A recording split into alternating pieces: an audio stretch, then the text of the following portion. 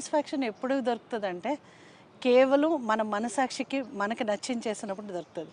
So ఇది నచ్చిన మార్గంగా ఎంచుకున్నాను ప్రజాసేవ. ఈవెన్ బ్యూరోక్రసీలోకి వెళ్ళినప్పుడు కూడా జాబ్ చేయడానికి కారణం కూడా ఏంటంటే ఒక డిప్యూటీ కలెక్టర్గా ప్రజలతోటి మమేకమై సర్వీస్ చేసే పరిస్థితి ఉండింది.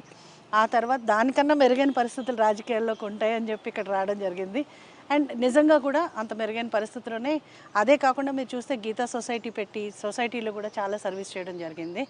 అండ్ అన్నిటికన్నా మెయిన్ మా ఫాదర్ చావు నన్ను చాలా ఆయన చనిపోయిన టైం నాకు చాలా ఇన్ఫ్లుయెన్స్ చేసింది. ఎందుకంటే ఇంట్లో వాళ్ళు చుట్టవాళ్ళు ఎంతమందికి వచ్చారో తెలియదు కానీ బయట వాళ్ళు ఆల్మోస్ట్ ఒక్కరోజు డెడ్ బాడీ పెడితే ఒక 10,000 మంది బయట నుంచి వచ్చారు.